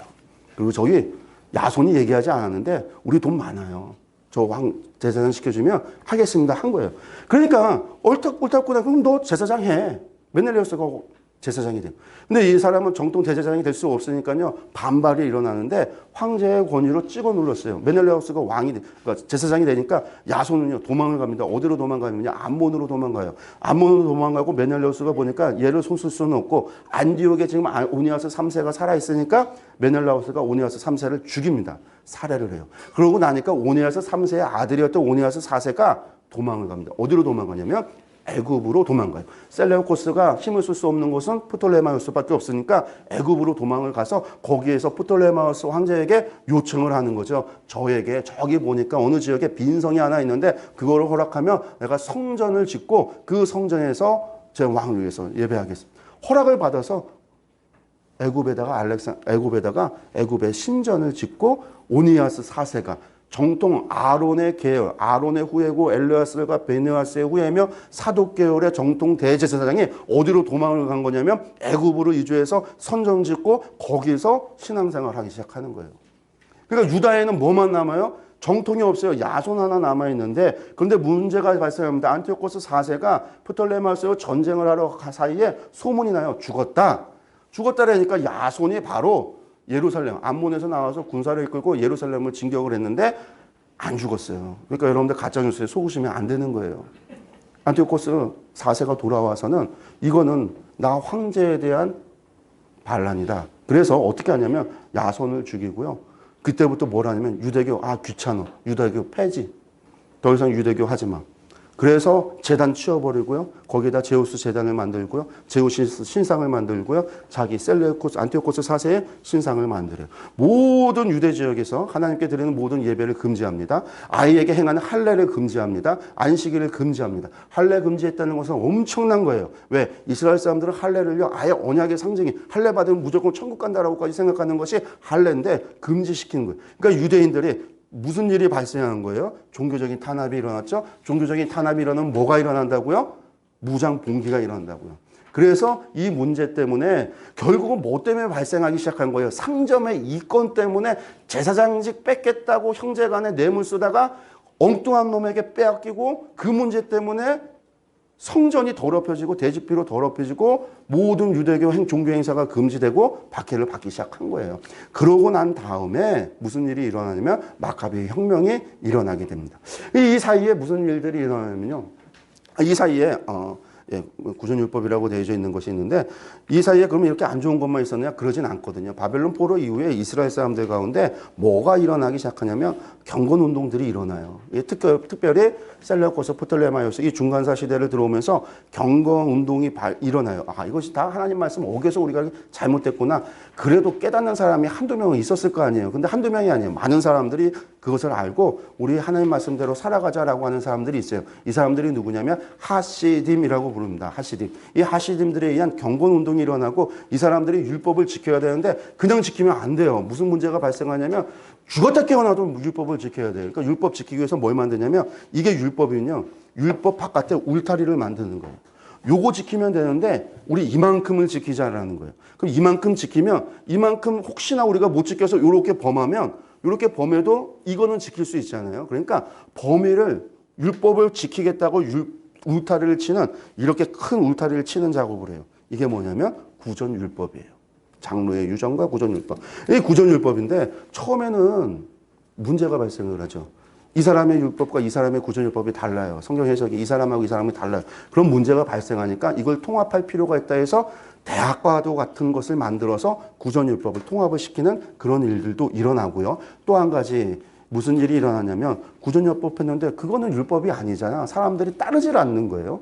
따르질 않으니까 이 제사장들과 서기관들이 무슨 작업을 하냐면 이 사람들이 가짜 뉴스를 진실화시키는 거예요. 그게 뭐냐면 야 하나님이 시내산에서 언약을 줄 때 성문율법을 줬어. 그 성문율법이 뭐냐? 토라야. 근데 아론의 후예들, 제자들, 그 후예들에게만 입에서 입으로 절대로 글자화하지 말고 입에서 입으로만 전해져서 전승하라고 하는 구전율법을 줬어. 여기서 구전율법이 나오는 거예요. 그래서 이거는 우리가 아직 공개하지 않았던 우리 것만, 우리들의 것이었는데 우리가 이거 공개하는 거야, 지금. 이렇게 가짜 뉴스를 만들어서 진실한. 그래서 구전율법이 아론의 대제사장 계열에게만 내려오는 뭐예요? 하나님의 비밀, 시크릿이 된 거예요. 그래서 이 사람들이 구전율법을 신적 권위를 부여하기 시작하고 구전율법을 지켜야 된다. 구전율법에 목을 매는 거예요. 이게 신약시대에 가면요. 구전율법의 흔적이 너무 많이 나와요. 근데 예수님께서 그것에 대해서 비판하잖아요. 여기 보면 이제 고르반이라고 나온 건데 이 고르반이라고 하는 것도 구전율법이에요. 고르반이 뭐예요? 내가 여기서 이 땅이 내 땅인데 이 땅에서 나오는 소산물이 백이에요. 백가마가 나온다. 내 이것을 하나님 앞에 바친다 해서 고르반이라고 선포하면 이 나오는 모든 것이 하나님 것이 돼요. 그러면 무엇이 되냐면 하나님 것이 되니까 이 땅에서 나오는 것 중에서 내가 짊어져야 되는 의무의 면제가 되는 거예요. 그러니까 신약에서 이것들이 부모를 봉양해야 되는 것들이 고르반 해놓고 부모 봉양을 안 해요. 정말 하나님 것이라고 드리는 사람도 있는데 그런 것들을 갖다가 자신의 의무를 다하지 않으려고 고르반 해놓고선 안 하는 거예요. 그런 일들이 벌어지는 걸 갖다가 예수님께서 비난하고 비판하는 게 고르반이라는 건데 이게 구전율법이에요. 그래서 이제 구전율법이라고 하는 것이 그렇게 해서 나오고. 이 구전율법이요 뭐냐면 오늘날 우리가 알고 있는 미드라시, 탈무드 이게 전부 다 구전율법이에요. 구전율법. 성경보다 훨씬 많아요. 우리는 탈무드 하면 아이들 교육으로만 알고 있는데 어마어마한 분량이에요. 어마어마한 분량. 우리나라 말로 번역도 다 안 됐어. 그 중에 아주 몇 프로 조금 번역된 게 우리나라에서 지금 시중에 나오는 탈무드라고 하는 책이에요. 그게 전부 다 구전율법이다. 그 하시딤들이요. 셀레우코스의 이런 문제에 가만히 있었을까요, 여러분들? 밖에 들고 일어나야 되죠. 근데 먼저 들고 일어난 사람은 누구냐면요. 모데인의 제사장, 누구냐면, 마띠아라고 하는 사람이 먼저 일어나게 됩니다. 여기 있죠. 마따디아, 모데인의 제사장인데, 이 모데인이라고 하는 예루살렘 북서쪽에 있는 아주 작은 고을인데, 거기까지 가서 금지라는 거예요. 할례하지 못하게 하고, 제사장 이거 다 없애고, 셀레우코스 신에게, 제우스 신에게 뭐 제사하라고 하니까, 안 한다. 그러니까, 이 예루살렘에서 데려왔던 헬라 제사장들, 이런 가짜 제사장, 나쁜 놈들이 제사를 대신 드리려고 하니까, 이 마따디아가 할아버지가 열이 받아서 쳐 죽였네?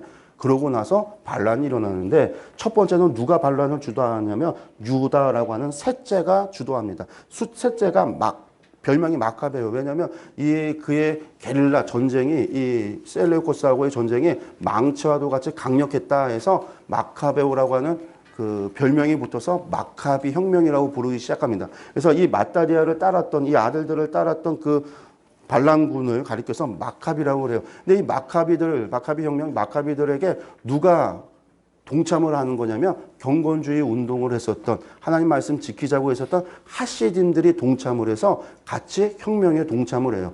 독립운동을 동참을 한 거죠. 그래서 셀레우코스를 물리치고 예루살렘을 되찾고 성전의 더러운 것을 다 정결하게 해서 다시 하나님 앞에 봉헌을 하는데 그게 수전절이에요. 그날이 수전절. 그때 그것을 주도했던 사람이 유다였는데, 셋째 유다였는데, 그리고 끝나지 않아요. 그리고 또다시 셀레우코스에게 전쟁에 패해서 유다는 죽고 다시 예루살렘을 잃고 도망가야 되는 신세에 처하게 됩니다. 그러고 나서 마따디아 이후에 그 다음에 이제 유다에 의해서 유다도 사로잡혀서 살해가 당해서 죽고요. 그리고 나서 막내죠. 다섯째. 막내인 요나단에 의해서 전쟁 지속이 되는데 결국 이 전쟁에 의해서 무슨 일이 일어나냐면요. 이 데메트리오 1세라고 하는 사람이 안티오코스 4세가 죽고요. 안티오코스 5세가 됐다가 데메트리오스 1세가 왕이 됐을 때 셀레우코스의 왕이 됐을 때 내전이 자꾸 발생하는 문제 때문에 안 되겠다 해서 유다하고 화친을 맺으려고 해요. 그래서 요나단 통해서 이스라엘에게 유다에게 종교적 자유를 허락을 합니다.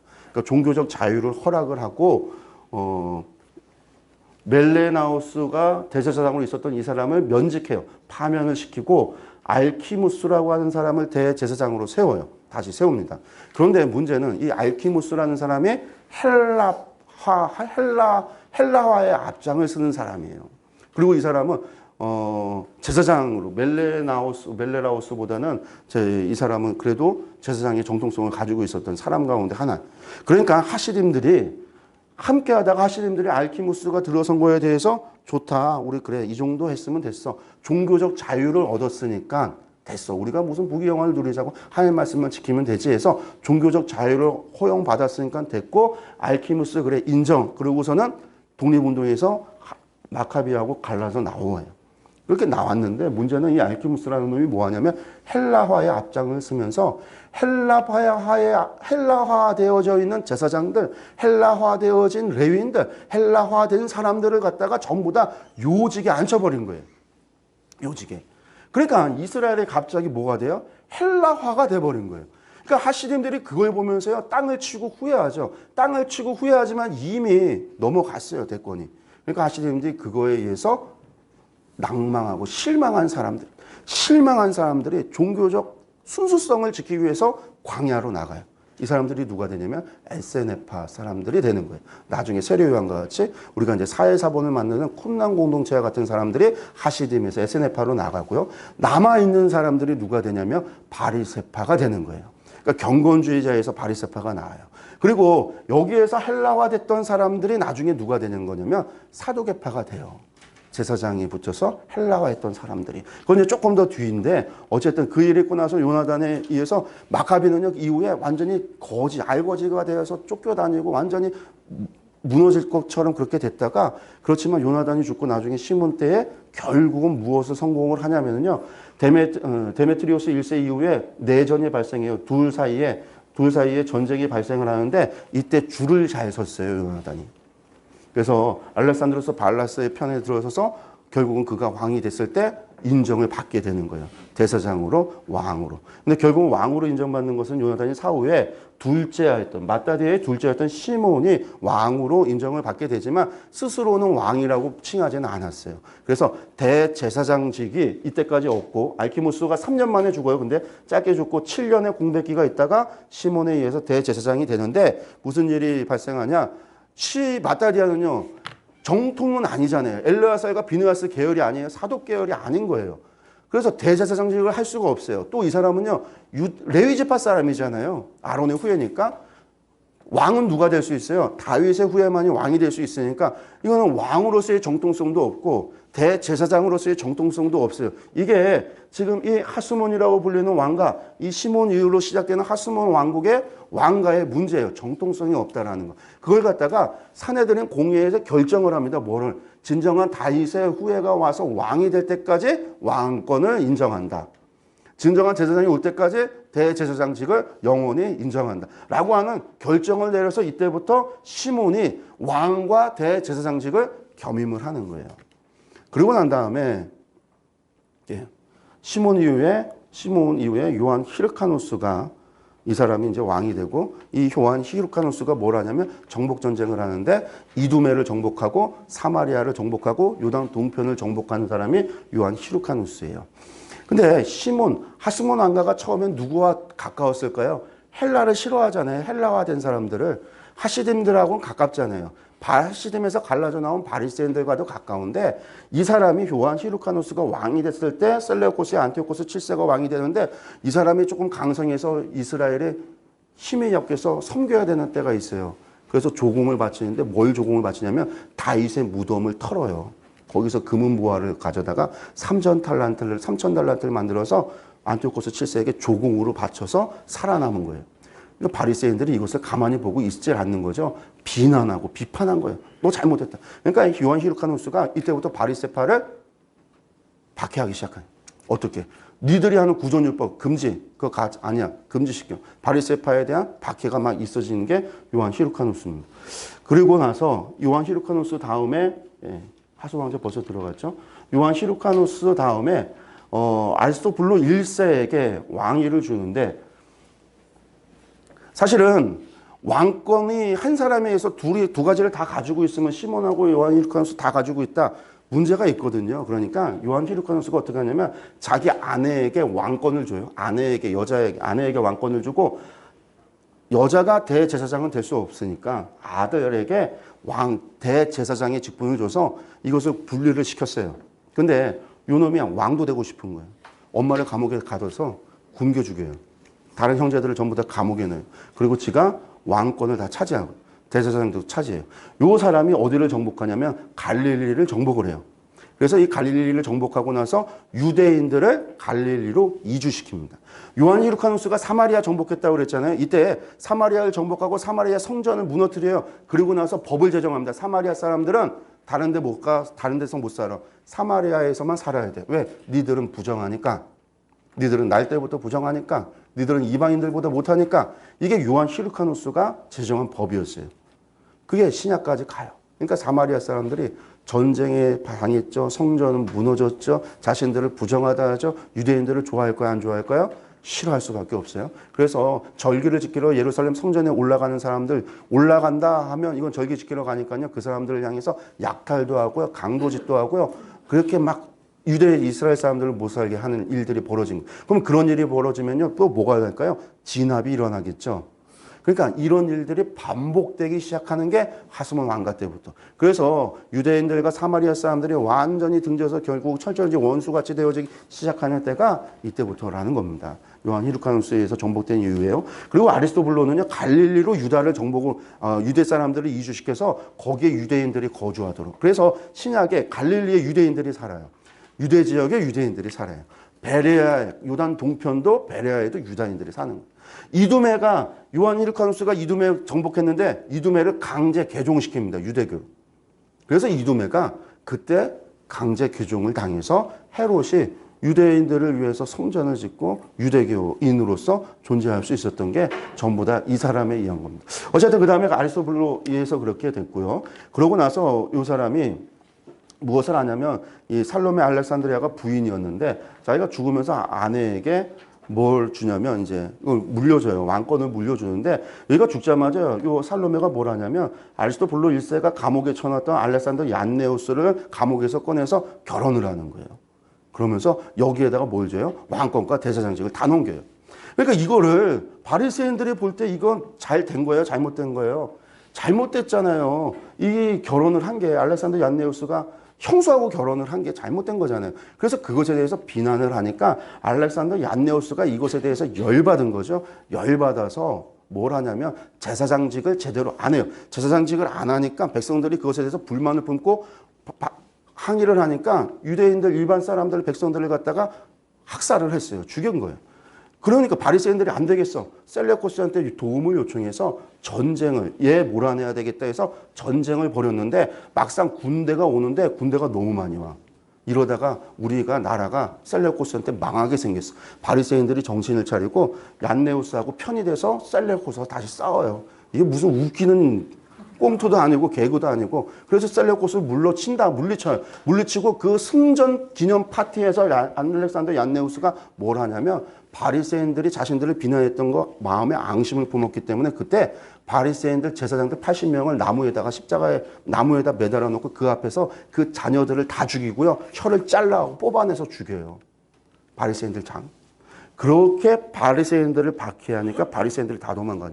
이 알렉산더 얀네우스가 죽고 살로메 알렉산드리아가 자기가 왕권을 이루고 근데 이 놈이 죽으면서 재미있죠. 뭘 하냐면 죽으면서 바리새인들한테 좀 잘해줘 하고 죽어요.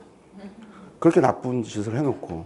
그래서 살로메 알렉산드리아가 자기의 첫째 아들 히르카노스 2세를 대제사장으로 임명하고 여왕이 됩니다. 그러고선 바리새인들, 도망갔던 바리새인들을 다 불러서 그들에게 다시 권한을 줘요. 그러니까 바리새인들이 돌아와서 뭐 할까요? 사두개인들. 이때 알렉산더 아르네우스의 편을 들었던 사람들이 사두개인들. 헬라화 되어졌던 사람들이 사두개인으로 바뀌고 이 사이에 바뀌고 그 바뀐 사두개인들이 요한 히르카누스, 아리스토블로 1세, 알렉산더 얀네우스까지 편이 먹었어요. 그들을 도왔거든요. 그러니까 이때 바리새인들을 죽일 때 앞장섰던 것도 사두개인들이었으니까 복수를 하는 거예요. 어떻게 복수를 하냐면요. 사두개인의 지도자를 잡아다가 똑같이 혀 뽑아서 죽여요. 그리고 나서 도망간 사두개인들을 찾아다니면서 지도자들을 혀 뽑아 죽이는 일을 시작하는 거예요. 그렇게 바리새인들에 의한 사두개파 수천이 일어나서 사두개인들이 완전히 죽어요. 완전히 이제 고난을 잃게 돼요. 그런데 살로메 알렉산드리아가 히르카누스 있을 때까지만 해도 괜찮았는데 살로메 알렉산드리아가 죽고 나자 무슨 일이 일어나냐면 사두개파가 아리스토블로 2세 이 둘째 아들의 편에 붙어 갖고서는 이 사람을 부추기는 거죠. 그래서 얘는 대제사장이고 얘가 너 왕해, 네가 다 차지해. 그래서 제사장하고 바리새인하고 같은 편이었으니까 같은 편인데 사두개인들이 이쪽 편을 붙고서는 두 사이에 전쟁, 내전이 벌어집니다. 내전이 계속되는데 히르카누스 2세가 누구와 친구였냐면 친분이 있었냐면 이두메의 총독이었던 안티파테르하고 친분이 있었어요. 날 좀 도와줘. 안티파테르도 보니까 요놈이 왕이 되면 자기가 손해일 것 같아요. 그래서 이 안티파테르가 누구에게 중재를 요청하냐면 로마의 중재를 요청하고 그 중재에 누가 오냐면 폼페우스가 오는 거예요. 근데 폼페우스가 와서 중재를 받아들였는데 아리스토블로 2세가 생각해보니까 손해인 것 같아. 그래서 안 하겠다고 반란을 일으켰네. 그래서 폼페우스가 예루살렘을 정복을 해서 아리스토블로 2세를 죽이고요. 그리고 우리가 잘 아는 지성소까지 들어갔다 나오는 일이 벌어지게 되는 거예요. 그리고 나서 히르카누스 2세가 다스리고 안티파테르가 뭐가 돼요? 그 집안이 이제 뇌물을 써서 유다의 분봉왕으로, 특별히 안티파테르의 아들이었던 헤롯이 분봉왕으로 오게 되는 거예요. 그러면서 히르카누스 2세의 딸하고 헤롯이 결혼을 해요. 왜? 어쨌든 대제사장직에 대한 정통성, 유대인들에게 좀 먹히려면 혈통 관계도 필요하니까 히르카누스 2세의 딸과 헤롯이 결혼을 해요. 그런데 히르카누스 2세가 귀가 잘려지는 일이 발생을 하네요. 그러니까 귀가 잘려진다, 몸에 손상을 입으면 대제사장직을 할 수 없다라고 해서 히르카누스 2세를 대제사장직을 못하게 되니까 이때부터 헤롯이 대제사장직의 종신제를 폐지하고 자신이 임명하는 사람이 대제사장직을 하게 된 거예요. 이것이 이제 헤롯에 의해서 제사장 매직, 그러니까 매직이 아니라 매점 매직인가요? 예? 매점 매석인가요? 제가 잘 기억이 나는데 새벽이라서 그래요. 비몽사몽간. 지금 비몽사몽간에 강의를 하느라 이런 겁니다. 어쨌든 그런 일이 발생하는 게 이것 때문에 그래요. 하스모 왕가 때문에. 그래서 돈 주고 결국은 돈 많이 주는 사람이 제사장이 되는 거예요. 그러니까 대제사장들이요. 사실상 이것들도 다 정통성이 없잖아요. 정통이 아니잖아요. 정통은 어디가 있어요? 애굽에 있잖아요. 그러니까 정통 없으니까 누구나 될 수 있어요. 돈만 많이 있으면 되는 거예요. 돈 많은 사람이 하기 시작을 하는 거죠. 그래서 이 사이에 발생하는 것 가운데 우리가 아는 게 바리새인과 사두개인들이 이렇게 전쟁을 했구나. 그리고 에세네파가 광야로 갔구나. 하시딘들이 이렇게 갈라섰구나. 그리고 이제 서기관이라고 하는 사람들은 제사장과 레위인들 가운데 이 정통주의자, 말씀했던 사람들이니까 전체적으로 본다면 요렇게가 다 누구다? 하시딤의 후예들이다라고 볼 수 있고 여기 같은 경우는요. 헬라의 후예다라고도 생각해 볼 수 있습니다. 이야기했던 것들이니까 넘어가겠고요. 제가 이것도 아까 지금 하면서 전체적인 것들 말씀드렸습니다. 예, 근본적인 적대 관계였죠. 나중에 예수님이 사두개파가 적대 관계 되는 건요. 성전 사건 때문에요. 왜? 여러분들 그 성전 예수님 당시에 그 성전이 예루살렘 성전이 있고 주변에 회랑이 큰 게 있는데 남쪽 회랑이 2층인가 2층으로 되어져 있는 아주 큰 회랑이에요. 여기가 제사장과 사두개인들이 머무는 곳이고 그 남쪽 회랑 바로 붙어 있는 게 사내들인 공의의 건물이 있어요. 그러면 요 제사장 건물 앞에 뭐가 있냐면 장사하는 사람들이 아무 데나 있는 게 아니라 제사장들 앞에 있는 거예요. 그럼 이 사람들의 제사장 팔 때, 물건 팔 때 검수는 다 제사장들이 하니까 제사장들의 하수인들이 하는 거예요. 그래서 요 제사장 상점을 뭐라고 했냐면 예수님 당시에는요. 안나스의 상점이라고 불러요. 이 안나스의 상점이 왜 그러냐면 안나스라고 하는 사람이 제사장이었거든요. 대제사장. 이후에 예수님을 신문할 때 대제사장이 누구냐면 가야바라고 하는 사람인데 이 사람이 안나스의 사위예요. 그래서 가야바 대제사장 집에서 예수님이 재판받을 때 신문을 누가 하냐면 가야바가 하지 않고 누가 하냐면 안나스가 신문을 해요. 안나스의 가족이 다 헤쳐먹는 거예요. 돈을 계속해서 그 가족이 그것을 헤쳐먹기 시작하는데 성전 철권 사건 때문에 안나스의 상전 뒤집어 엎으니까 거기서 돈이 나와야 되는데 뒤집어 엎으니까 사두개파 사람들하고 적대관계가 되는 거고요. 제사장들이요. 그 다음에 바리새인들과 적대관계가 되는 것은요. 성전 철권 사건에는요. 바리새인들이 좋아했어요. 그런데 바리새파 사람들이 백성들이 예수님을 따르니까 위기감을 겪게 되죠. 위기감을 겪어서 예수님을 적대하기 시작하고 38년 된 병자를 베데스다 요모에서 안식일을 고쳤다라는 이유로 예수님을 죽이려고 하는 안식일 논쟁과 하나님 신성 모독 논쟁이 일어났던 요한복음 5장의 그 논쟁, 그 사건 때문에 예수님을 적대하게 되어지고 나중에 예수님께서 초막절이 되어져서 요한복음에 보면 초막절 7장, 8장, 9장에서 예수님께서 성전에 올라가셨을 때 이미 제사장과 바리새파에 의해서 사내들인 공의회에서 뭘 결정하냐면 예수님 따르는 사람들을 출교하겠다라는 결정을 내려요. 그래서 실로암 물사건에서 실로암 눈뜬 사건, 맹인이 눈뜨게 됐던 그 사건 속에서 그 부모들이 하는 얘기에 보면요. 이거 얘기 잘못했다면 출교당하니까 라는 이야기가 나와요. 출교라는 이야기가. 그때 출교하기로 결정을 내려요. 그리고 난 다음에 죽은 나사로를 살리고 나서 전격적으로 바리새파하고 사두개파가 손을 잡아요. 예수님 죽여야 되겠다. 그래서 그때부터 나사로를 살리고 나서 죽이려고 하기 시작하는 거예요. 나사로를 살린 거는요. 6월절 직전이 아니에요. 최소한 한두 달 전 기간이 있었어요. 그래서 몇 달에 걸쳐서 죽이려고 하는 일들이 발생을 하게 되는 것, 그런 것들도 우리가 좀 이 관계 속에서 살펴볼 문제입니다. 로마 시대 넘어가면요, 헤롯이 왕이 됐다. 이미 이제 로마 제국 시대라는 겁니다. 그래서 로마 제국인데 이때 안티파테르에서 헤롯이 갈릴리 지역의 총독으로 옵니다. 로마 제국은요, 분봉왕이라고 하는 총독, 직접 로마인이 가서 총독으로 다스리거나 혹은 그 지역에 있는 유지들이나 왕족이나 그들을 인정해서 분봉왕으로 인정을 하는데 분봉왕이 그 세습되는 것을 원하진 않았어요. 그래서 사실 헤롯이 죽었을 때 총독 파견을 원했었거든요. 근데 헤롯이 유언을 쓰고 뇌물 쓰고 갖은 노력을 해서 그의 아들들이 분봉왕으로 또 임명이 되고 사실은 이 빌립 1세, 아켈라오, 안티파스, 빌립 2세 전부 다 왕이 되는데 여기 아켈라오가 유대 사마리아 이두메의 분봉이 되고 안티파스가 갈릴레아와 베레아의 분봉왕이 되고 여긴 다 유대인들이 사는 거. 그리고 이두메 드라곤신의 분봉왕이 빌립 2세가 되는데 아켈라오가 분봉왕이 됐다가 바로 이제 파면당해요. 유다의 직접적인 총독.